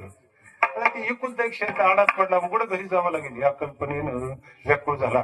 एका पाहुणाऱ्या माणसाला हाक मारली, त्याची विनंती केली, बाबा माझा एवढा शर्ट काढून दे. फार होते त्याला दया आली, त्याने दोर लावला, खाली उतरला, याचा शर्ट काढला, त्याच्या जवळ दिला, त्याने तो पिळला, पिळून वाळायला टाकला, मग रडायला लागला. त्या समोरच्या माणसाने विचारलं, का रे बाबा रडायला काय झालं? तो म्हणला, माझा शर्ट आडात पडला होता ना. अरे पडला होता म्हणला, पण आता काढलाय ना, आता रडायला काय झालं? नाही म्हणलं, मी जर त्याच्यात असतो तर. कशा त्या शर्ट. आता मला सांगा त्याची काही गरज आहे का? निरर्थक विचार आहे काय? अनर्थक विचार. जुनी कीर्तनकार महाराज म्हणजे सांगायचे, एक जणांच्या दारातून गवळ्याच्या म्हशी जायच्या, एका म्हशीचे गोलगर करीत अशी शिंग असायची, ती म्हैस दिसली की एक जप करीत बसलेला असायचं आपल्या दारात, त्याची माळ सुटून पडायची. आणि एकच विचार करायचे, म्हशीच्या शिंगात आपलं डोकं बसेल का? मागे करता करता 6 महिने गेले. मला विचार तरी किती दिवस करायचा, त्यापेक्षा प्रयोगच करून बघू ना. म्हशी लांब दिसली, अगदी सावध उभा राहिला, म्हैस जवळ आल्या, शिंगात उडी टाकली, याच मुक्त शिंगात अडकल्यानंतर म्हैस कसामध्ये लावून बसेल का? आता तिचं पळणं तुम्हाला माहिती आहे, तिने काय मिलिटरी ट्रेनिंग दिलेली असते.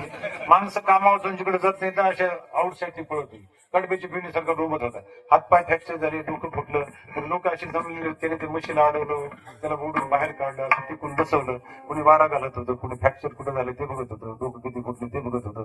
एवढा किती माणूस आला. ते म्हणलं, तुला काही समजत होतं नाही, तुला काही अक्कल होतं की नाही, तुला काही कळत होतं की नाही? अरे म्हशीच्या शिंगात डोकं अडकवण्याच्या पूर्वी काही विचार केला होता का नाही? ते मला 1 दिवस नाही 6 महिने.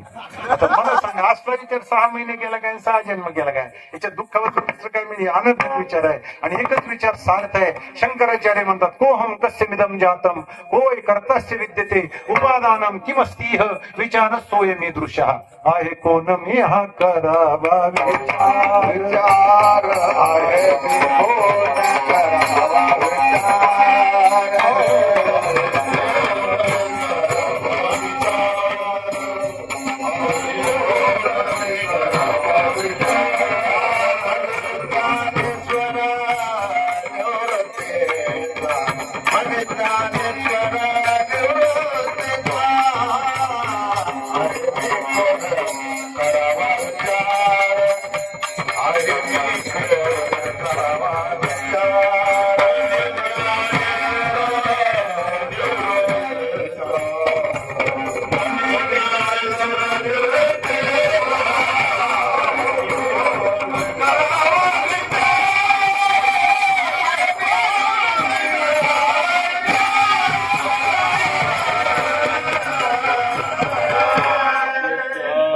आहे कोण मी हा करावा विचार, मी कोण आहे? हाच आत्मानात्म विचार, सारासार विचार ह्याला म्हणतात. माऊलीने आपल्या ज्ञानेश्वरी म्हणजे याची दिलचली विचारिता निरसले प्रपंच सहजी सांडवली. मला तत्वता तत्ववृणी ज्ञानी अशी उपाधी माझी गुप्त चैतन्य असे सर्व गतते तत्पज्ञ संत स्वीकारी ती सलील पैजायचे एक होणी मिनली असे तरी ते निवडून हिरा घ्याऊन से वेगळे की जे भूसडी जे एक वट ओपणी तारा आहे घनवट ते गोडे ते फलकट जाणं. आता आपल्या परिचयाच्या दृष्टाने तुम्ही खळ करायची, खळ 2 मिनिटात खळ खळ खळ खळ कशाला म्हणते? खळ करायचे, त्याच्यावर कंस टाकायचे, त्याच्यावर बैलाचे पाता हाकायचे, मग जे तयार व्हायचं त्याला काय म्हणायचे? काय म्हणायचे? मदन. मदन. जुन्या माणसाला आता मदन करत, इथून पुढच्या पिढीला मदन कळणारच नाही. त्यांना मदन आणि रास त्याने रास फक्त पंचागात बघायचे. आता पूर्वी राशीने धान्य होतं, आता 10 किलो 5 किलो बाजारात जाऊन आणायचं. तर ते सुद्धा एकट्याने आणायला काय हरकत नाही का? ती आणण्यासाठी 2 नवरा बायको जातात. आणि मग त्या पिशीचे 2 धान्य घेतल्यानंतर त्या पिशीचे 2 आणि 2 बंद धरून रस्त्याने चालायचं. आणि त्या दिवशी मला कळालं की पिशीला 2 बंद कशासाठी असतात ना. मला त्याची मदन आहे ना, त्याच्यात सगळं सार नसतं, सगळं आसार नसतं, त्याचं मिश्रण त्याची निवड कशी ती माऊली सांगते. वाऱ्याच्या धारसा नुरेच्या का कोंडा जायचा कणायचा पैशाला शिवा जोडे. वाऱ्याची धार द्यावी, वाऱ्याबरोबर उडून जातं ते आसार समजावं, जागेवर राहतं त्याला सार समजावं. तसं विचारानं जे संपून जातं त्याला आसार समजावं, आणि विचारात जिथं संपल्या जातो त्याला सार समजावं. विठाला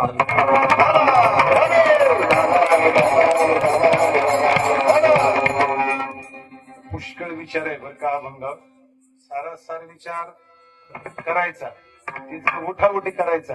म्हातारपणी केलंच नाही की महाराजालाच नसतं म्हणतात सारासार विचार करा म्हातारपणी, असं नाही. म्हातारपणी करू, पण म्हातारपणापर्यंत आपण जगू असं काही सर्टिफिकेट असतं. क्या भरोसा है इस जिंदगी का, साथ नहीं देती है किसका, क्या भरोसा है इस जिंदगी का. सांस रुक जाएगी चलते चलते, क्षमा बुझ जाएगी जलते जलते, दम निकल जाएगा, दम निकल जाएगा रोशनी का, क्या भरोसा है इस जिंदगी का, क्या भरोसा है इस जिंदगी. 2 दिन का मेरा है, एक दिन तो जाएगा, हरि का तो भजन कर ले, नहीं तो पछताएगा. भजन हरि को एक दिन तो है जाना, हरि को एक दिन तो है, जीवन को यदि सफल बना.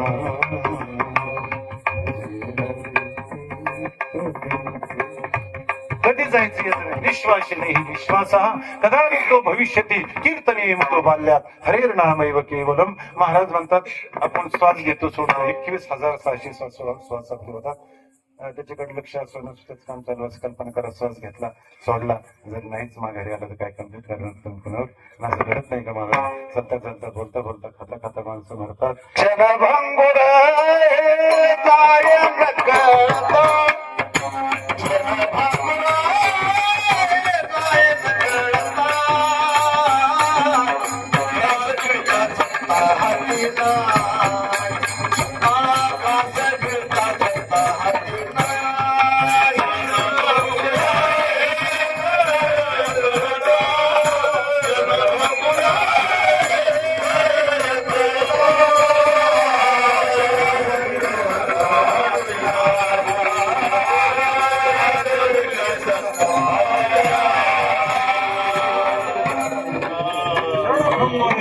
जाये न कळता ग्रास गिळी सत्ता नाही, नाही भरोसा, बरे सावध तोडा आहे माया आशा, क्षणाचा सुद्धा भरोसा नाही. म्हणून महाराज म्हणतात सारासार विचार करा उठावे, संसार बंधन तोडावे करावे तातडी परमाने, ताबडतोब करा. आयुष्य कधी संपेल, कधी इथून जावं लागेल याचा नियम नाही. म्हणून झाल्या नरदेह प्राप्ती परमार्थ साधू भोगांती एवढं इथे नाही निश्चिंती मृत्यू प्राप्ती अनिवार्य.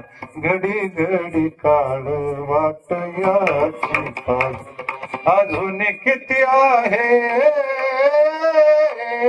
अवकाश. क्षणाचा सुद्धा भरोसा नाही. परमार्थ भविष्यावर टाकू नका, ताबडतोब त्याला लागा आणि आपल्या जीवनाचा सारासार विचार करा. आणि सारातलंही सार जे परमात्म्याचं नाम म्हणतात ना महाराज, त्रिगुणासार निर्गुणेसार फलकट तो संसार येते सार भगवंत. संसार आसार आहे, परमात्मा सार आहे. त्रिगुणासार याच्यातला त्रिगुणासार निर्गुणेसार सारासार विचार हरिपतीचा अर्थ असा आहे प्रपंच आसार आहे. अधिष्ठान परमात्मा हा सार आहे आणि परमात्म्याचं नाम हे सारातलंही सार आहे. म्हणून महाराज म्हणतात नामधारा कंठी विठोबा, नामधारा कंठी विठोबा, नामधारा कंठी विठोबा,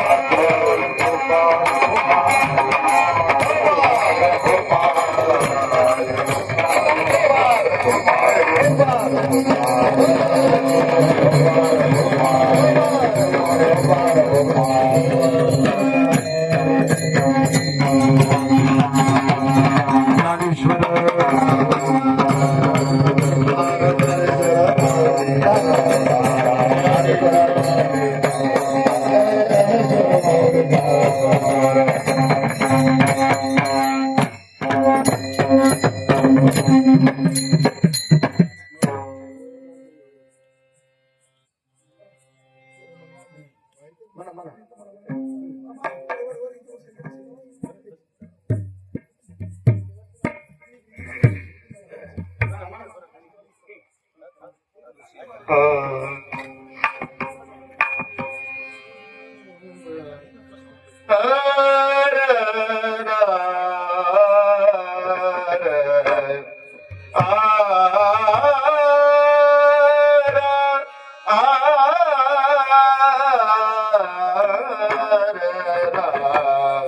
तुका म्हण कोटे कुळते पुढे तुका म्हण कोटे कुळते पुढे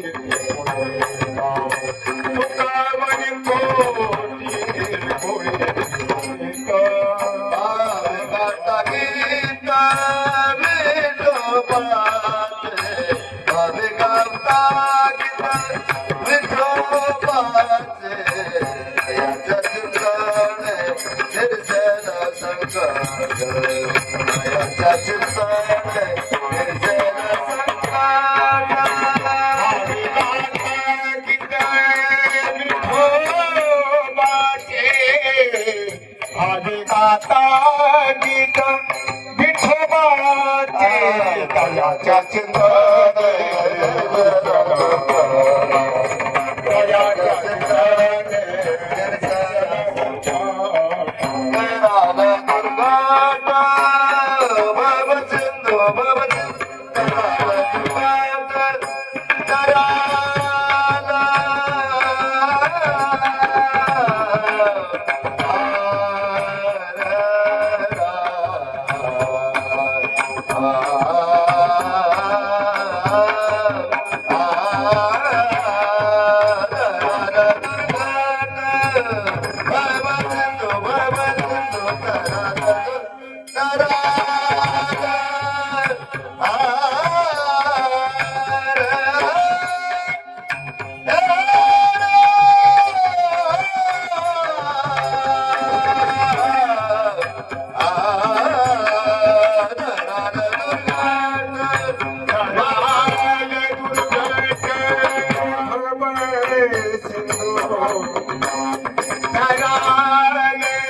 दुर्गट भव सिंधू